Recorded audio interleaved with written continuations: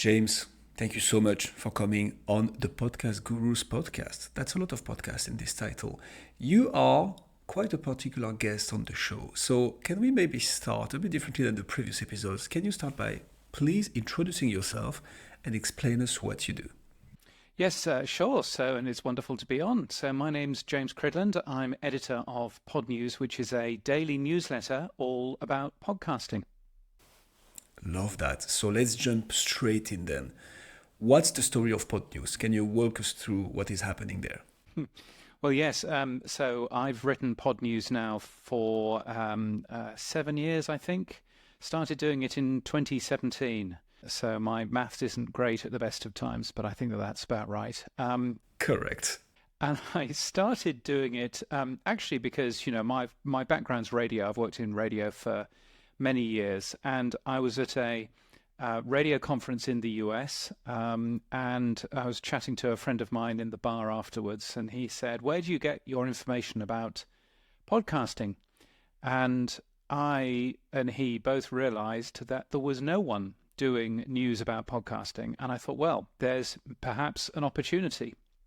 And so I think it took me 2 weeks to do a little bit of tech to produce a newsletter that no one was reading about podcasting. And now I've got more than 30,000 people who are getting the newsletter every single day, which I've written every weekday for the last 7 years.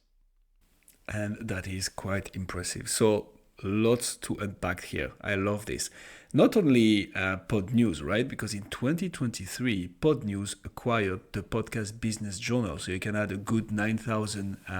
So here it's a weekly newsletter, right? Yeah. So Podcast Business Journal is for the business of podcasting. It's very much focused on the business news that you may have missed during the week. There's a interview in there as well every single week of someone who is in the leadership of podcasting.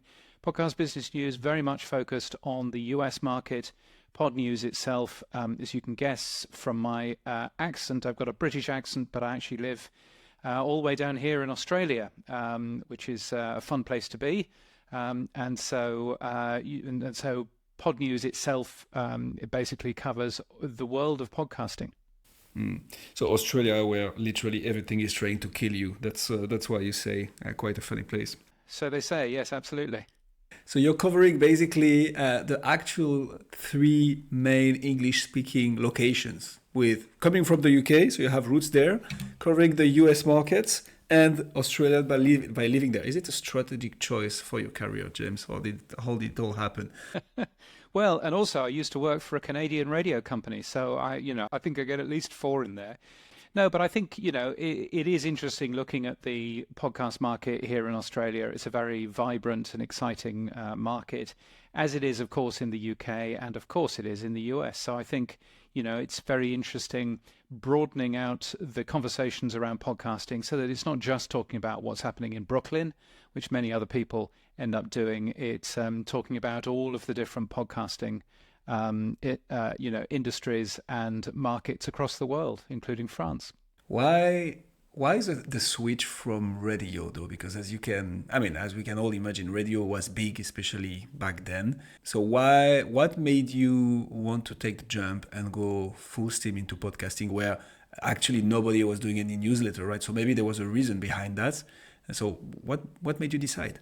Yeah, I mean, so firstly, there was obviously an opportunity there, but also I think, I've worked in audio. That's what I work in. And if you have a look at how people are consuming their audio these days, I mean, in America, for example, more people now consume on-demand audio of whatever form than live audio. So radio is still very large. Still 9 out of 10 people tune in to the radio every week in most large countries. So there's nothing particularly wrong with radio, but there are lots of different ways of consuming audio these days. And I saw a real opportunity in terms of podcasting because it's a very different market. It's a very different in terms of, anyone can produce a podcast. You don't have to convince a station director. You don't have to convince a programmer. You don't have to turn up in a studio late at night. Anybody can do it from the comfort of their own home. And I think that's the important thing there. What have you learned running this podcast news website and newsletter every single day, every single weekday, for 7 or 8 years, depending on the math of everybody. Well, I mean, I think, obviously I've learned a lot about the podcast industry, but I think from the point of view of making a podcast, and I make a daily podcast as well, I think quite a lot of it is around making sure that you are sustainable, that your creativity is a sustainable thing, both in terms of revenue, of course, but in terms as well of time. It's very easy to burn out. It's very easy to do things in a very inefficient way. And everything that I have focused on the Podnews newsletter has been making sure that I can do a good quality job every single day. And I might be on a plane, I might be flying somewhere, which I was a couple of weeks ago. I might be working for a different company during the day, but I still need, the time to actually put a newsletter together. And so a lot of it has been really making sure that I can produce something which is consistent, comes out at consistently the same time every single day, making sure that the product itself is as consistent as possible, and be really deliberate in terms of how you do that, in terms of how you reach as many how you reach as many people as you possibly can, but do it in a way that won't kill you after 5 or 6 episodes. How much time does it actually take you to build that daily newsletter? How do you actually make sure it goes live every day, more or less at the same time? Where do you get the information? Like, it's the chicken and the egg, right? How do you, as the first podcast newsletter editor, make sure that you have the latest information, which are also accurate, right? And not like just kind of trying to find whatever blockbuster news is appearing. How do you handle all this? Well, I mean, so in terms of editorial, a lot of it in the early days used to purely come from Google News Alerts, from RSS feeds. I've been writing about the world of radio for a long, long time. So actually, I already started with a lot of news news organizations that I knew I could get some really interesting stuff from. Now, of course, I'm also getting an awful lot of emails, and that's great, but also bad, because it means that I'm getting, hundreds of emails every day that I now need to go through, as well as the RSS feeds and everything else that I end up checking. So that's been a little bit of a challenge, shall we say? But in terms of the amount of news, I think what's nice is that there is always news every single day in terms of the podcast world. Now, that may not always be big news from the US. And that's probably a good thing. It's probably good that we can actually focus on something weird that is happening in Sweden, or having a look at the Indonesian podcast world every now and again. That's quite fun. So, I think compiling that every day has been really interesting. You asked how long it takes, and it can take probably about 1 hour is the minimum that I would need. And I have occasionally put an entire newsletter together and recorded the podcast version in 1 hour in an airport lounge. Probably wouldn't recommend that too much. But it also depends really, how much time I've got. And for example, today it's the end of a Monday. I've probably spent somewhere in the region of 7 hours on today's newsletter, and part of that has been some of the tech work behind how the newsletter gets published, has been, researching some of the stories, researching some of the information that I have, updating some of the articles. So really, it can take as long as you need it to. Wow. So that sounds like a lot of work. You have a daily podcast next to it. So what are the kind of lessons that you could teach us podcasters that are applicable in the newsletter world and in the podcast world? Because I'm gonna chat it a little bit later on, but those two worlds can be very linked. So how do you recommend people and podcasters managing their time, preparing for the interview, getting everything live without putting in jeopardy all their personal life, or if they have a job next to it, as you were talking earlier? How do you do all that? So, I mean, quite a lot of it comes down to, the time of day it comes out happens to be the early morning in the US, happens to be 6 a.m. New York time, 7 in the summer. That's how it happens to be. But the reason why is that it's 9 o'clock at night my time. So I know that I've got all day to work for somebody else if I need to, in order for me to then come home. And by the way, it's quite rare that I do work for somebody else, but still, I can still come home. I still have the time to put something together so that it gets published at 9 p.m. So the time when it comes out is really important. The format of what it looks like is also really important. It's very short sentences which are linking off to stories elsewhere on the internet. That's the point of the newsletter, and there have been others, and Podcast Business Journal was an example of that used to be a traditional news, do a traditional news job of reading a press release, rewriting that press release to make it a full story, doing a little bit more research and everything else. That's absolutely fine if you've got the time to do that. I couldn't get that as a business to ever work in any of the previous websites and things like that I've been working on. And I knew that wouldn't work here either. And so the format of it, very deliberately built to be sustainable. The time when it comes out, very deliberately built to be sustainable as well. In fact, the reason that there's a podcast isn't really anything more than I needed to read it out. I needed to read out the newsletter. Once you have written something, if you read it out, then you notice the mistakes that you've made. You notice that you could have actually phrased something in a better way. So I was reading it out anyway, and I thought, well, I've done radio and things in the past. Why don't I just read it out and record it at the same time, and then I can put out a podcast?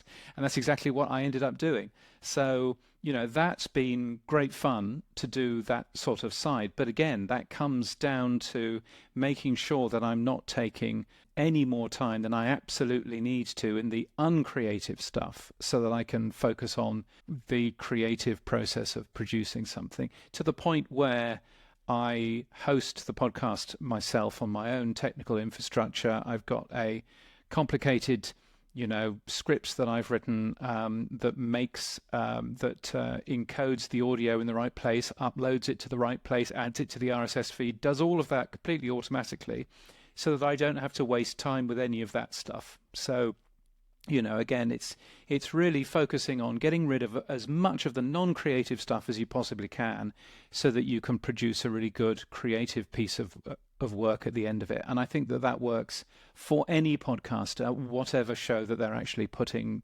together, trying to work out how you can avoid all of the tedious button pushing in order for you to actually produce something which is just a better thing at the end of the day. Wow. So that sounds like a very complex but complete process. Do you have people helping you with all this, James? Because like a daily newsletter and podcast sounds like a ton of work. It's just me. Yeah, it's just me. So yeah, I think there've been a few times when I've had to get an AI version of me to read it out because I'd lost my voice. Really? Did that work? Did people notice? Oh, people noticed, or asked the wife to do it, or whatever. But no, but it really is only me. And I think there is a lot to be said for finding some experts, paying the experts to do a great job. I'm very lucky in that I happen to have a background which includes writing very quickly under pressure, doing things behind a microphone and understanding how that bit works, but also being a website coder. So I'm very lucky to have those three skills, and really this has enabled me to use all three of those skills in a way that, hopefully produces something, over 30,000 people get it every single day, so hopefully that is pleasing those 30,000 people or so. Well, I am a member or a subscriber for 6 months, and I'm pleased, James. So at least if that's worth anything, you have one feedback. Here we go. So what have you seen as trends in the podcast world since you started in 2017 and even a bit before, but like since Podnews? What are the trends that you've seen in podcasting since? Yeah, and I should say I started in podcasting in 2004. I started writing an RSS feed for the radio station that I was working at. We put it live in March of 2005. So I haven't come at this, completely as a random journalist in the middle of nowhere. And I think really the trends that I've seen, of course, we've seen an awful lot of consolidation in the market. We've seen a lot of overheating in the US of companies jumping into podcasting when the money was free, jumping into podcasting and seeing what they could do, and then suddenly realizing, actually, it's not quite as easy as we thought, making great audio and getting that to pay. So I've seen an awful lot of change there. But I think from the point of view of what excites me about podcasting, the fact that it is open, the fact that anyone can do it, it's still perfectly possible for any independent podcaster to produce something which just works and works fantastically well and reaches an awful lot of people. So I think from that point of view, it's been a very useful experience in just watching how podcasting has grown and still seeing that the roots of podcasting are still here today. So when you say money was free, what do you mean exactly? And what did companies try to do, just for the sake of my own curiosity? So we've just come out of a period where interest rates were pretty much zero. So if you wanted to borrow money, then you could borrow it pretty well for free. The amount of money that you were spending in those interest rates were so low that it didn't matter that much. All of a sudden, interest rates go up, and all of a sudden, borrowing money isn't free anymore, and it costs money, and all of a sudden, the stock market stops going for growth and starts going for profit, and says, we don't care how much you're growing. The focus now is for you to make profit, and you have to be making profit. Hence why the big changes that Spotify has been making. Last year, they made 2,300 people lose their jobs. I mean, that is a tremendous amount of people to leave a company just purely so that they could chase the profit that the stock market was chasing them for. And of course, if you've had a ton of podcast companies jumping into this space, wanting to earn money from podcasting, that's great. But actually, at the end of the day, it does need to pay for itself. And so I think that's where we've seen the overheating. But the overheating really has only been in the US. I think European podcasting has grown a bit more cautiously, has watched what the US has been doing and learnt from some of their mistakes. And I think that actually, the European podcast market is in a significantly better state than the US podcast market, has been in. So I think it's good news from that point of view. I love that as a European, obviously. Let's dig a little bit into this. I find it super interesting. Because the company you mentioned is Spotify. So the big actors of the place that I can think of, like the size of Spotify, just to name Apple Podcasts, for instance, or all the big hosting platforms and so on, a lot of them are US based. So what have you seen in Europe doing okay or better than the US as companies in podcasting? I think that there's a couple of things. I think firstly, the success of fiction podcasts in Europe is something that hasn't really happened in the US. And I think that, particularly in France, there's an awful lot of really good fiction podcasts being produced, which is great. I think on the second side, I think when you have a look at the way of paying for things, I mean, firstly, Europe is the home of Acast. It's a Swedish company. I mean, it's also the home of Spotify, if you're going to be accurate, but it's the home of Acast, who really pioneered a way of earning money from podcasts by putting dynamically inserted advertising in there. That's been interesting to watch, but also interesting to watch has been the more recent companies like Podimo, for example, which is a company based out of Denmark that charges a subscription fee to access some of its shows. That has been very successful for them in quite a few European markets. And that's something that the US hasn't really cracked. There was a big company called Luminary, if you remember, in about 2018, 2019, and they launched trying to do much the same sort of thing. Dismal failure, never really got anywhere. Whereas you have a look at the success of Podimo in the markets that they're actually in, and you can see that there's definitely something going on there. So it's been interesting seeing, just the differences in between how Europe and the US have actually worked and how different things work in different countries. I love that. So It's interesting to see the way you describe it, James, because well, obviously you're much more knowledgeable than I am when it comes to the world trends and country and region by region. But so, Well, I don't know. I can only speak one language, so there is always that. so the most important one, maybe along with Chinese soon. Anyways, that being said, so I have the feeling that the business model behind podcasting in Europe feels like it has been something built around a podcast production, meaning, hey, we're going to produce great shows and we're going to monetize them. Whereas in the US, just thinking about Spotify and Apple Podcasts, it's more like, hey, how do we enable podcasters to do their job? And we're going to take our share, a piece of the pie from that. Saying this, but then there is Acast in Sweden, which is indeed also basing itself on the same model. But like, how do we do podcasting? US part and business model around this. Podcast as a monetization media or monetized media in Europe, kind of. Am I in the right here, or am I completely lost in the geopolitics of podcast? I think there's definitely something there, and I think what I find interesting, having grown up in the UK, where the BBC has no advertising whatsoever. So 50% of all of the media that I consumed on the radio when I was growing up had no advertising on it.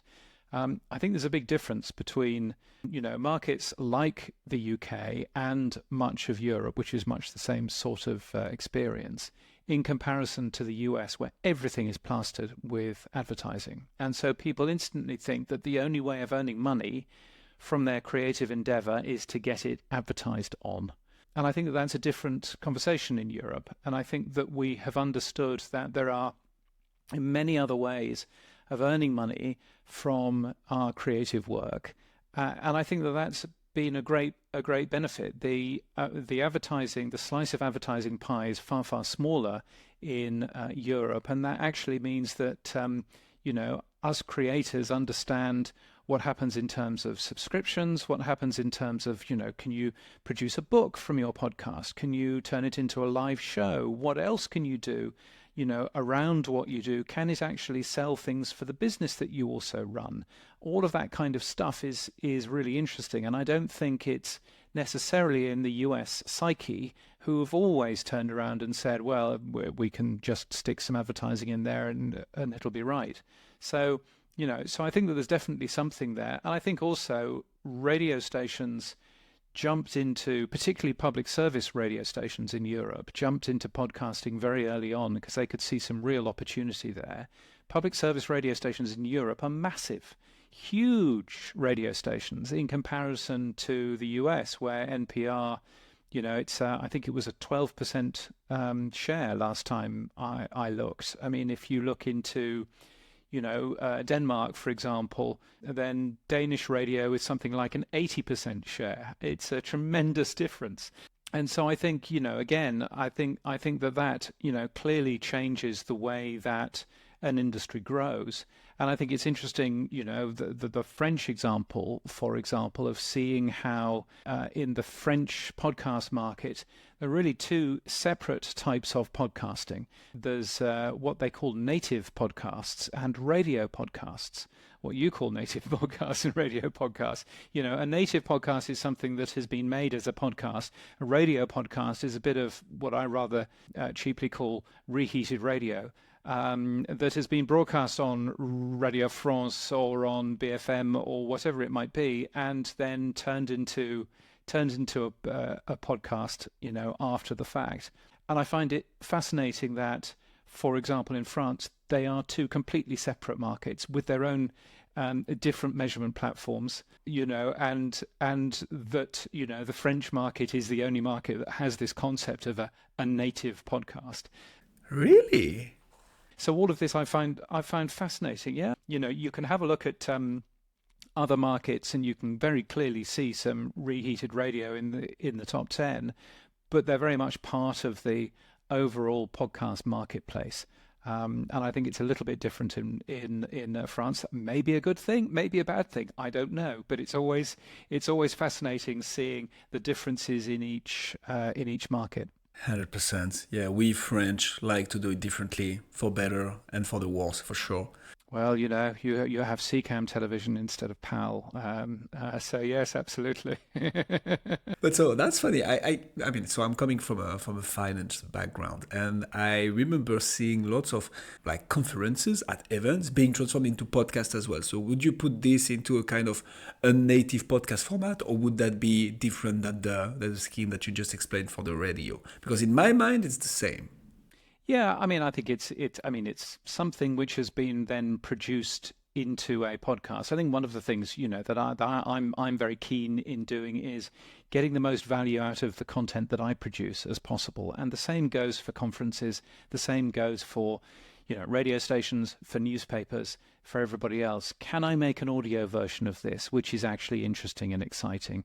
Can I take what I put on a newsletter and turn it into a website? Can I also then turn it into an RSS feed? What else can I do with it?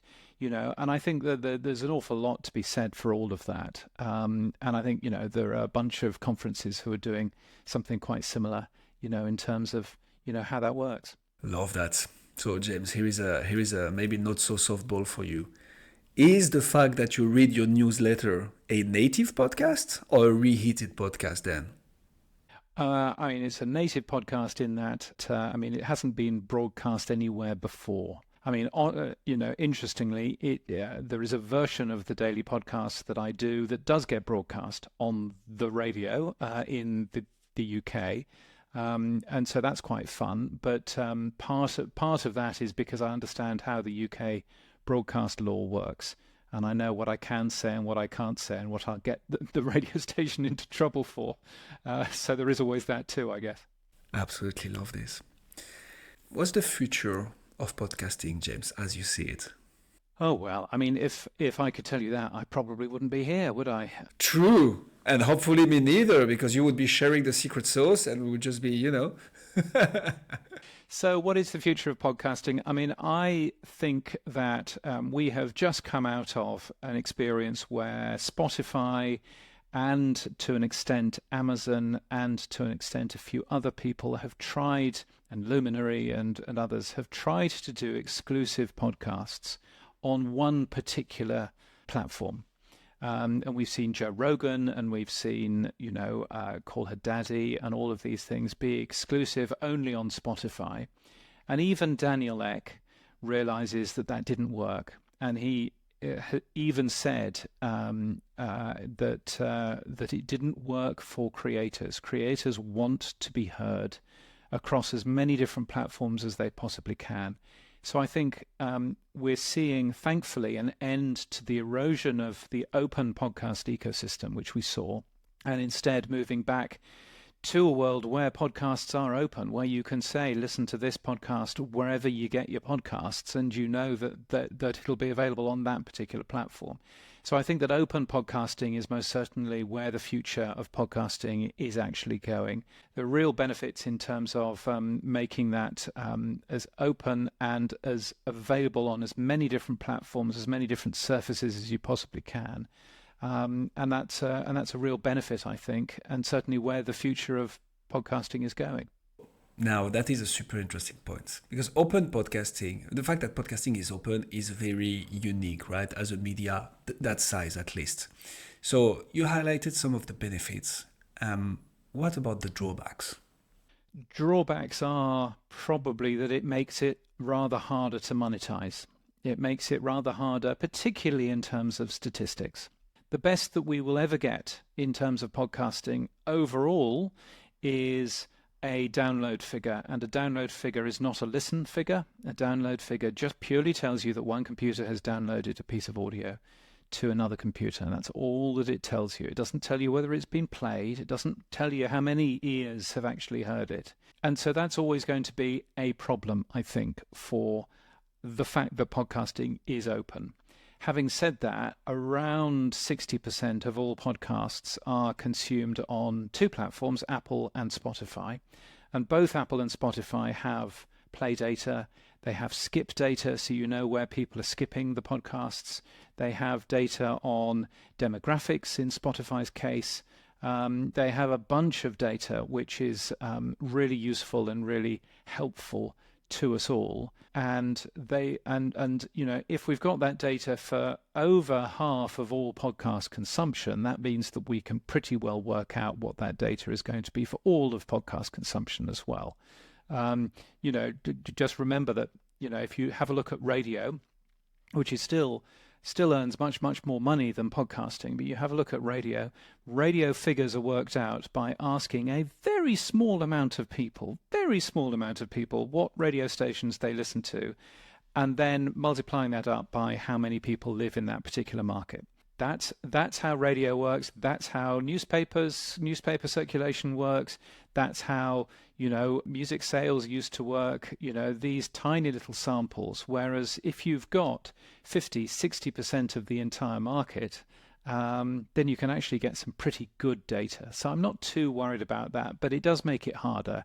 There is no doubt, in terms of that. So you touched upon something very interesting, and that we hear from our clients as being maybe not the number one pain points, but one of the top pain points in the podcast industry, which is reporting and analytics.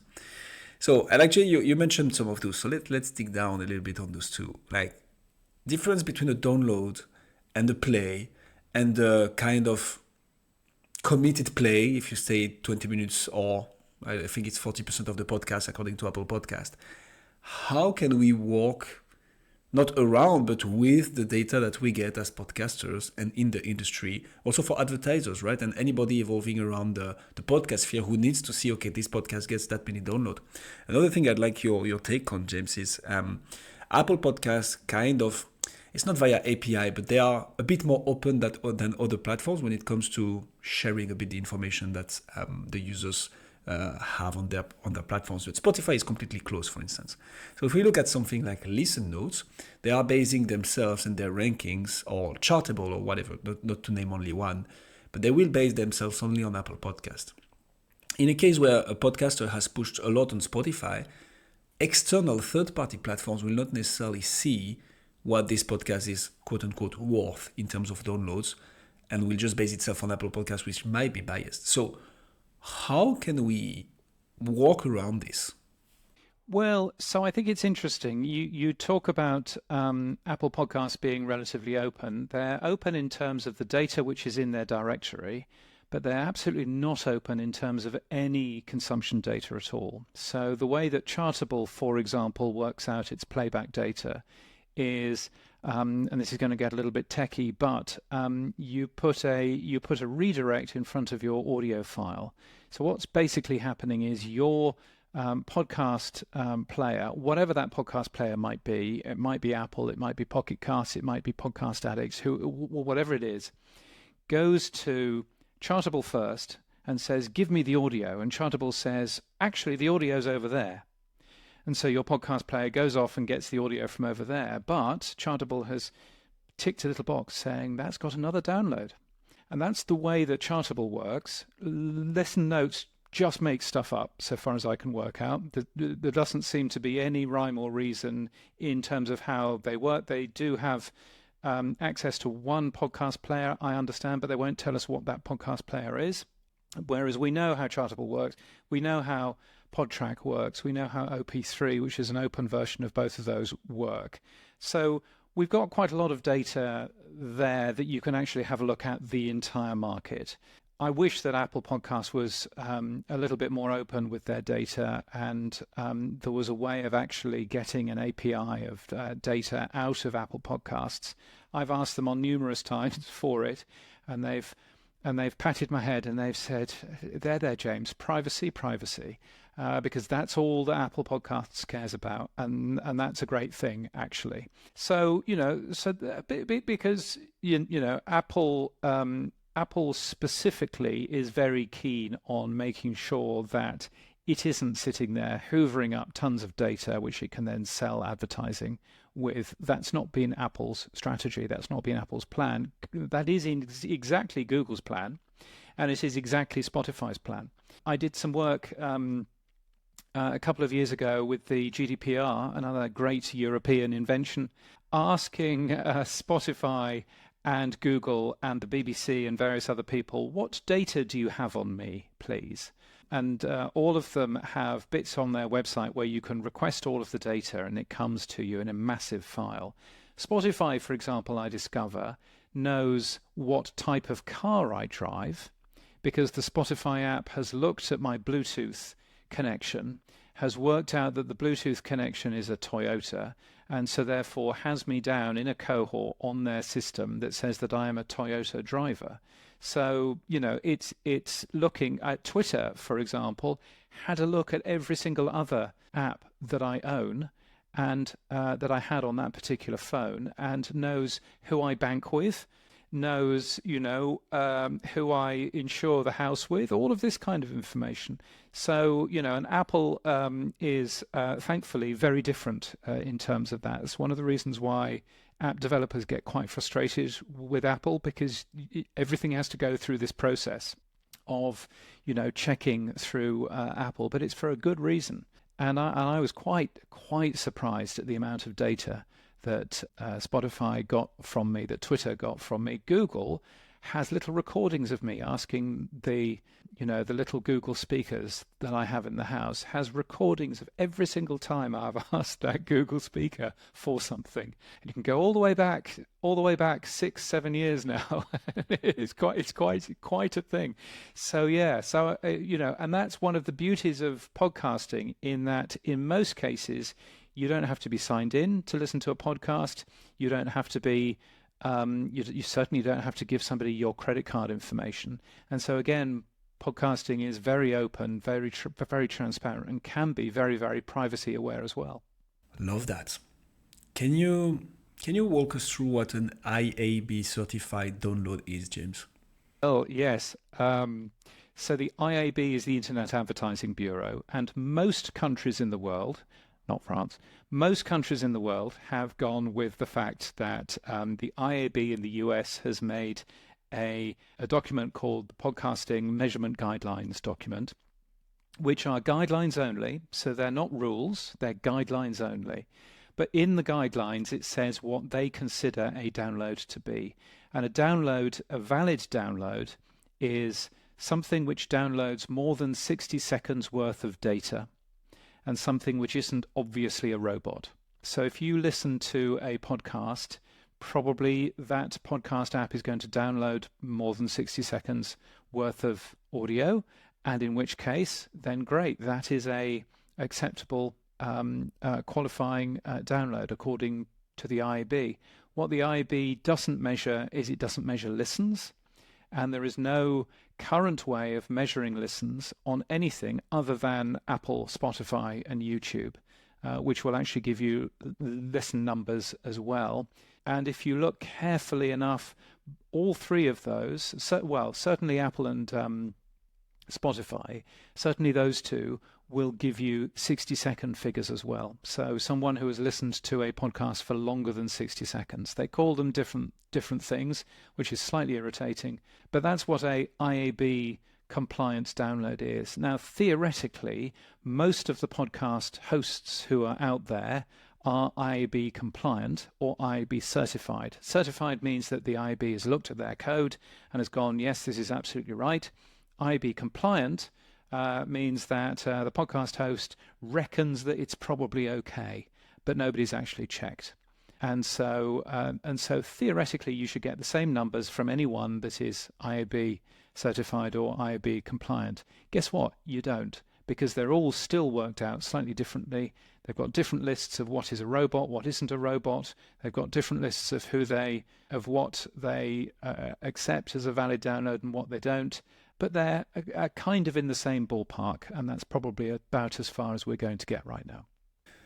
Talking about downloads and metrics and kind of stats, there is a big actor that's, I don't know if they're new in the place, but YouTube is trying to make their way into the podcast world. You can now host your RSS feed, distribute it through YouTube. They are pushing. So Google is shutting down Google Podcasts. I think that's last week. So we are recording, it's the 8th of April today.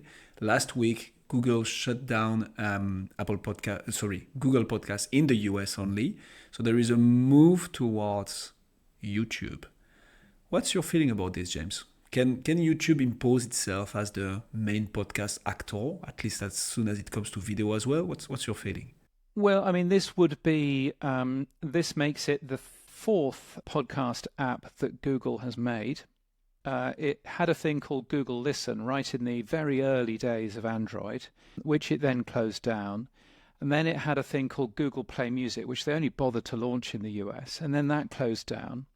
And then they had a thing called Google Podcasts, which was very good, ended up being the number 3 podcast app. Still didn't get, it was still, 2 or 3% of the market, but it was still the number 3 podcast app. And after 5 years, they've closed that down. And now we're all supposed to be using YouTube Music, except in typical Google fashion, they've only bothered to launch it in the US. And the rest of us, although we've probably all got podcasts in Google Music now, it's still not really marketed or advertised at all. And so nobody really knows anything about it.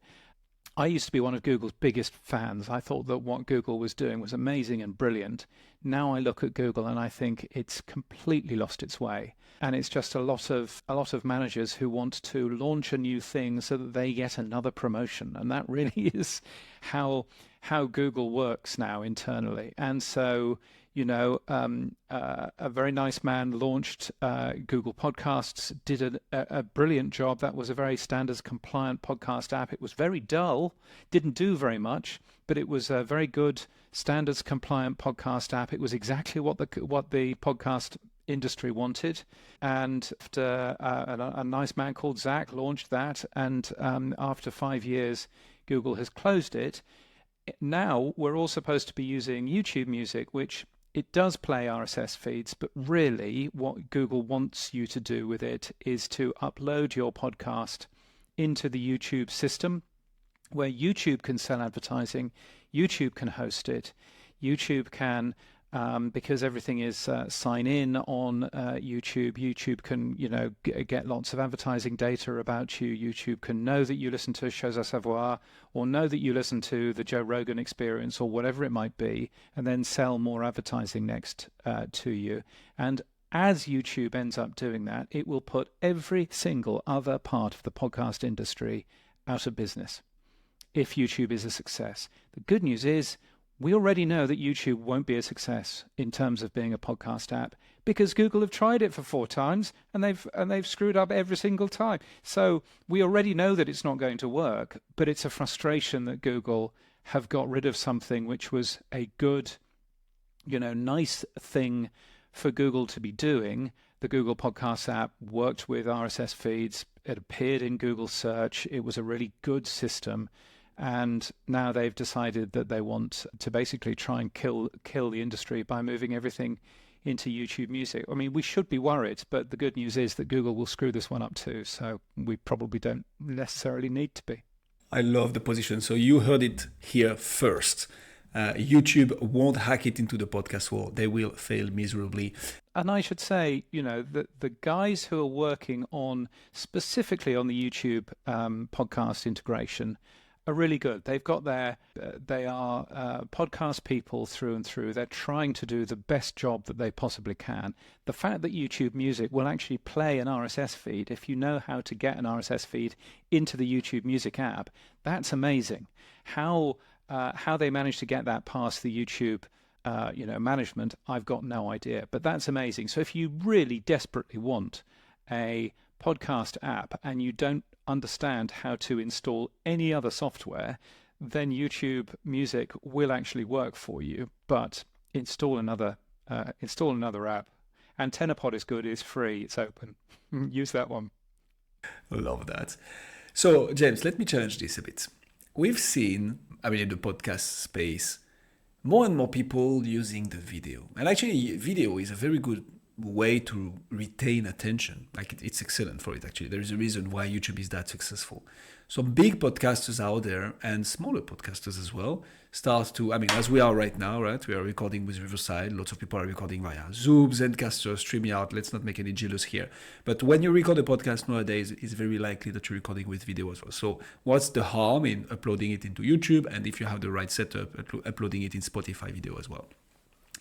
That being said, if YouTube is the number one on video online, this I think is a given, a no-brainer. And if podcast is leaning that way, is there not a way for YouTube to kind of hack it or like get quite a significant piece of the pie? Yeah, I mean, there certainly would be. Yes, absolutely. I mean, I think that videos and podcasts, they work with podcasts like this. They wouldn't necessarily work with a podcast like Serial.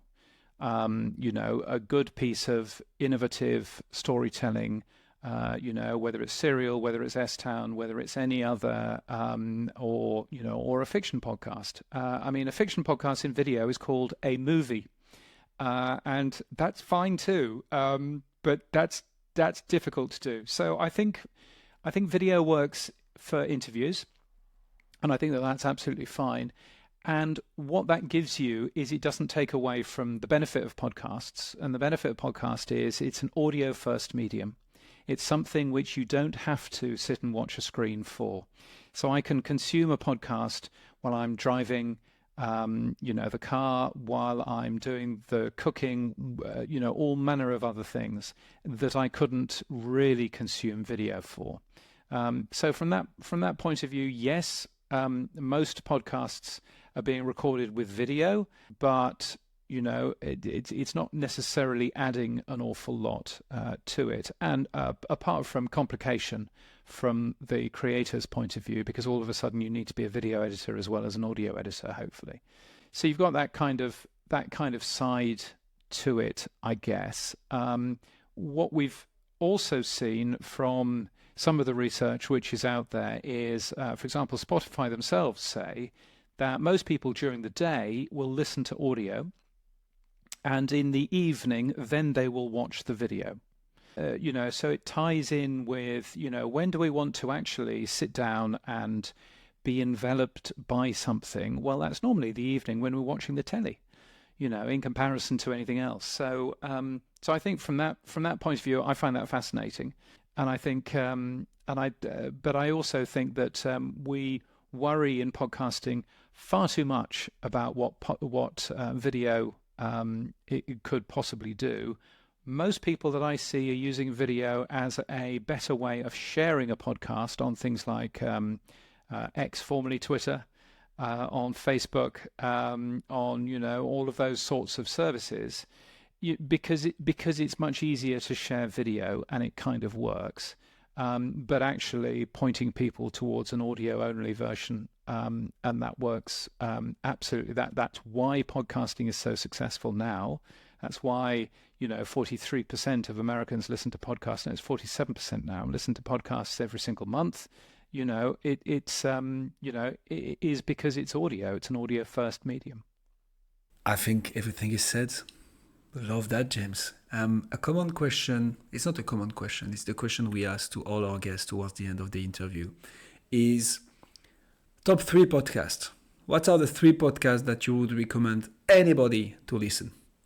Man, now you see, you told me that you were going to ask this question. And you didn't prepare, or did you?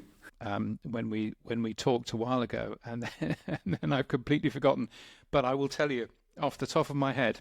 More authentic, that's perfect. I mean, obviously, I would mention my own, the Podnews Daily. I'm clearly not allowed to mention that, but but let's mention. So 4 podcasts. But let's mention that one as a start. If you want to hear a great true crime podcast, then one that I always recommend is it's a co-production between the BBC and NRK in Norway. It's called Death in Ice Valley.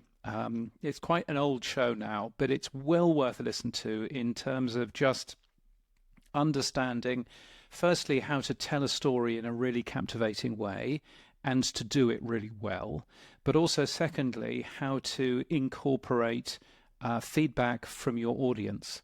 My guess is, and I've not spoken to the people involved with that podcast, but my guess is that they made 90% of the podcast, but didn't finish it until a day before it went out on the RSS feeds, so that they could include bits of feedback that they'd got from the audience. I think it's an incredible piece of work, and also, by the way, it's a great listen as well. So Death in Ice Valley is most certainly a thing. I also really enjoy listening to a podcast which is called The Bugle. The Bugle is it's just three comedians, and they look back at the week's news in a satirical way. And it's been an independent podcast forever. I think it was firstly done by the Times, and then the Times stopped doing that sort of thing. But it's existed, I think, for 15 years now.